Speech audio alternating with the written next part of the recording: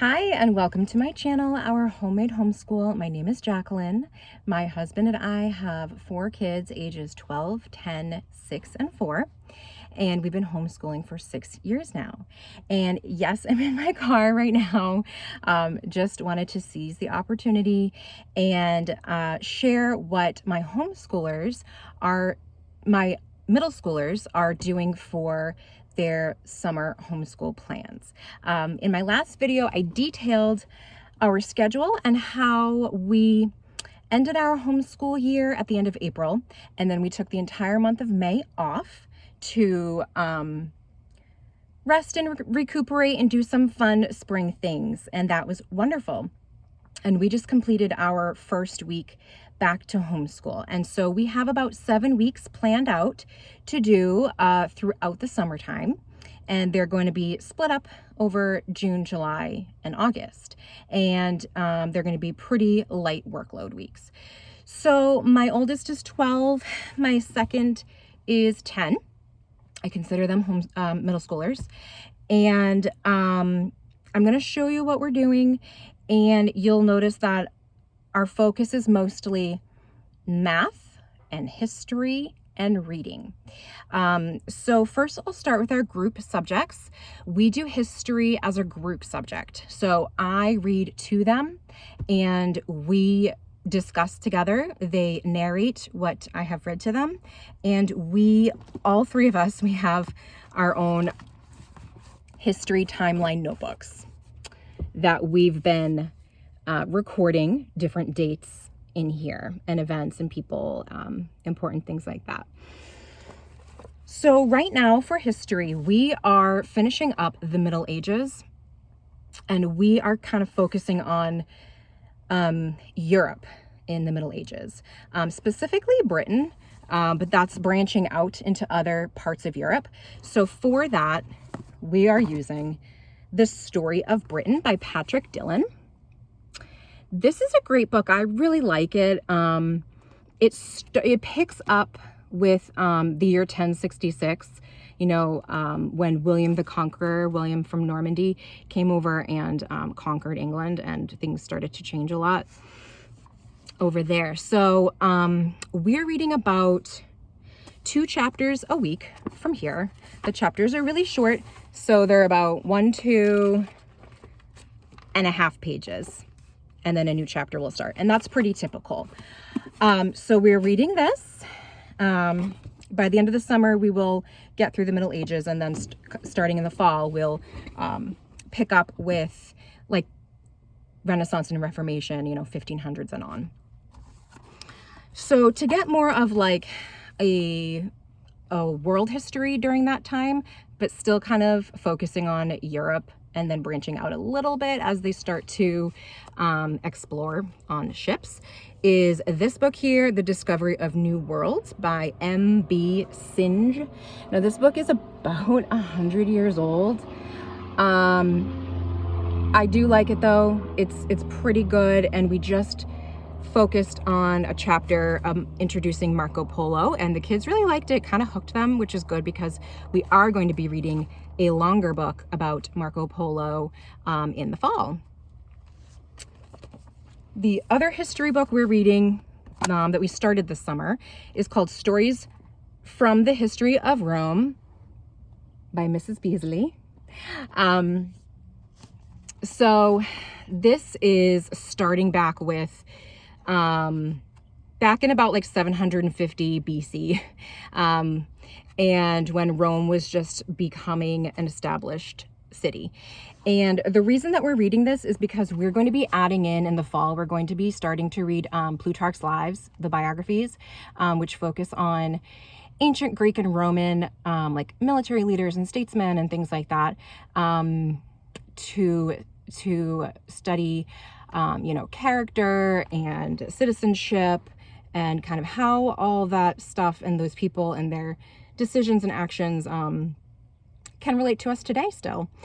And so along with this book, we have this atlas, which has been really helpful, actually. It was like $8 on Amazon.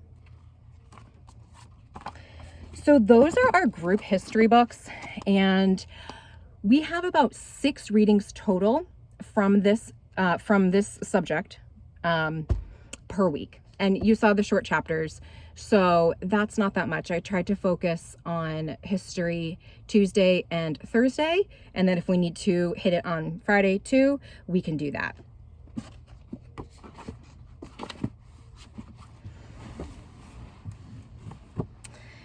The other thing that we're doing together, I consider it a group subject, is habit training. So I have these books, Laying Down the Rails for Children, a Habit Training Companion. This is from Simply Charlotte Mason, and I have books 1 and 2, and I have the book 4 geared towards the parents. We did the habit training section for attention, and I thought it was helpful to have a guide, an approach to, training a specific habit and skill, and focusing on one thing at a time, versus just kind of like noticing all the things that you think are wrong in your home or your homeschool and trying to like tackle everything at once. So we're finishing up that habit, and then we're going to move on to the habit of kindness, because just some things that I've seen in my home with dynamics and things like that. And I just think that it's going to be a really good thing for us to focus on and train ourselves in. So that's also what we're going to be doing over the summertime. So for my 12-year-old's independent stuff that he'll do over the summertime, spread over the 7 weeks. So he is working on grade 6A. So the first half of the 6th grade level of Math Mammoth. He's going to be doing about 2 pages a day, or total of 10 pages per week. He's doing the chapter on decimals. So that's going fine. We've been using Math Mammoth for years. So, no surprises here for him. I'm having him read this book, Slowly Eat Well and Feel Great. It's The Teenager's Guide to Nutrition and Health. I'm just having him read like 5 pages a week or so. And this is going to be helpful, I think, for him as he is getting into the kitchen more and cooking his own food. And yeah, he read the first 5 pages, and then the next day he was talking about having a more balanced lunch, and he grabbed like, different fruits, and he had a sandwich, and he had like a snack, and then he had a cookie. So I just think he thinks like, oh, this is gonna be boring, or I know all of it, but I think it is going to help reinforce some things, and I'm sure he will learn some things that he didn't know before. So I am having him read this chapter book called Seas Behind Trees. And he read a picture book, actually, about the childhood of Sitting Bull. So this is actually a lot shorter than I thought it was. He's a fast reader. He's a good reader. He could get through this in like a day. But I'm having him pace it out and just read like a chapter or 2 a week, and just kind of try that schedule out and try that pacing and see how we like it. If he needs to speed up, that's fine. I'm actually looking right here, and I wanted to mention one other thing that we read together today. I read this to them, Hiawatha and the Peacemaker.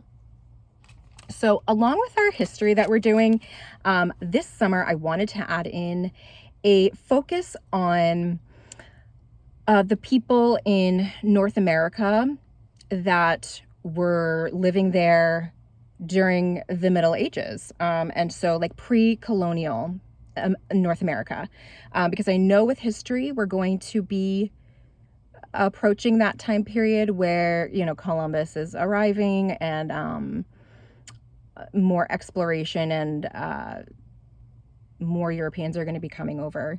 And I wanted to first really read some books about the people that were living here, and just get a couple key historical figures in their mind, and just so that they have an idea of how people were living here at that time. So this is one that we read. It was nice. I liked it. We liked it. We all did, actually. He will be reading shortly. He'll be starting this book, Joan of Arc. This is a picture book, but the text, there's a lot more text on each page. And again, it's just because we're in the Middle Ages and she is a predominant figure, you know, and so I'm having him read through this on his own. So that is actually it for his independent work. Yeah, that's it. I mean, we're going very light. I really don't want to overload them. I really want it to still feel like summer. And it has. This week has been really good, a really good balance. So on to my 10-year-old. Here's his pile. So for math, he is working on the second half of grade 3 Math Mammoth. So he just completed the multiplication chapter in the first half, and so that was a long and arduous chapter, and so we are reviewing multiplication tables once per week, but aside from that, he's working on this chapter, 4-digit numbers, and he's doing 2 pages a day, just 4 days a week, because that 5th day we're practicing the multiplication facts. That's going well also. I had him read this picture book, The Rough-Faced Girl. It's essentially it's described as a folktale, a kind of like a Cinderella type folktale, from Algonquin Indian folklore. So it was okay. He read it in like a day, and it was just okay. I don't think he loved it or anything. He is going to be reading this chapter book, Children of the Longhouse by Joseph Bruchac. And it's cool because this is taking place in about the 1490s in the Mohawk region.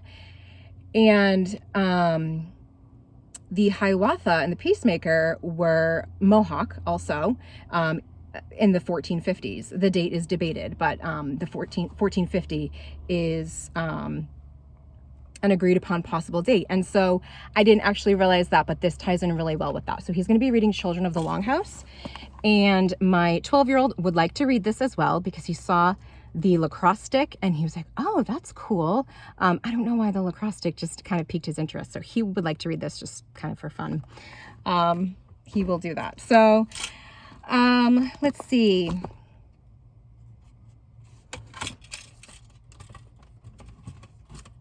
So again, math and history, and that's the focus. So our read aloud that we're doing currently is The Wind in the Willows, and this is a really fun book. We are only 2 chapters in, but the characters are just really funny, and we're enjoying it a lot. It's a nice summer read because it takes place on a river, and yeah, so that's fun.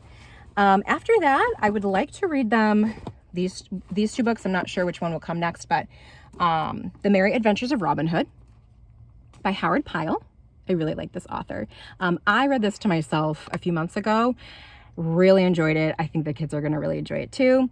It takes a little while to get used to because there is a lot of Old English language in here, and so I had to look up a lot of words, but once I understood what was being said, it was fine, and I got past that, and it was really good, and I liked that a lot. So The Secret Garden,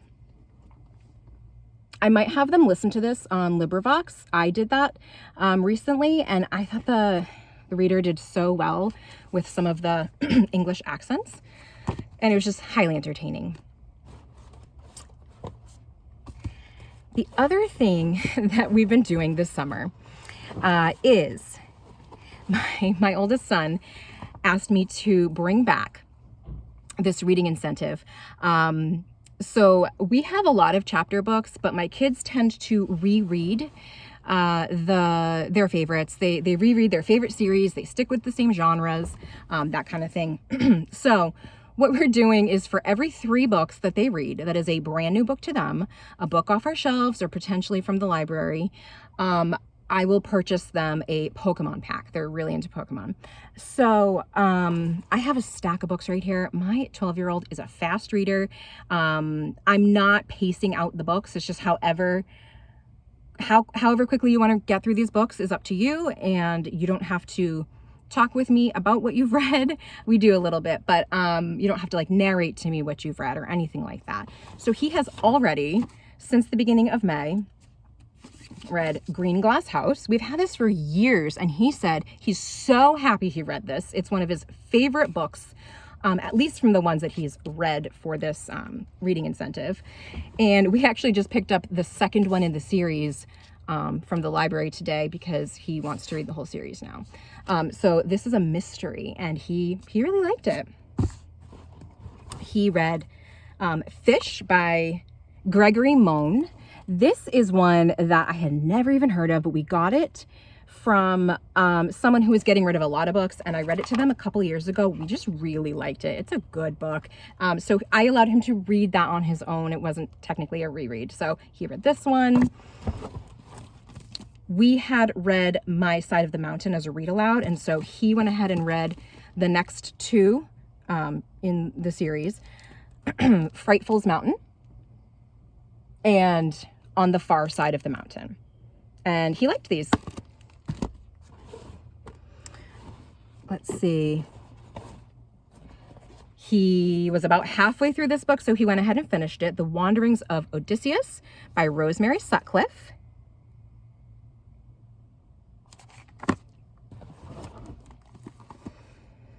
Neenoch Rise by Natalie Babbitt. I think he's currently reading that. He's also currently reading this one, apparently. There's a bookmark in it. Yonder by Ali Standish. And then these were three that he took into his room as potential reads. Misty of Chincoteague. The Bronze Bow. I read this. I thought it was great. I love anything by this author so far. And Schoolship Tobermory. This is one I read to them years ago, and there's, I think, 4 in the series, but I'm allowing him to reread it.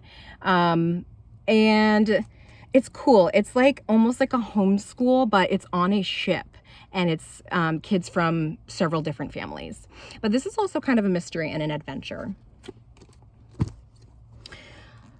So I hope that this was helpful to you, just to see what another family is doing over the summertime while, still maintaining that summer vibe and summer feel, allowing a lot of free time, clearly a lot of free time because my son has read so much. We've already gone in the pool. We've done a lot of things already. It's pretty hot here. Today's like 85. And so, yeah, just to kind of keep it going and keep up with our history. I thought we would be getting through the Middle Ages last school year. We didn't, and so I'm just using the summer to kind of finish up that time period. So first week done, I think it went really great. The boys were pleased to see, wow, this really is not that much. So let me know if you have any questions or comments. Leave them below. If you're doing summer schooling, let me know what you're doing. If others read that, that might be helpful to them and to me also. Thank you so much.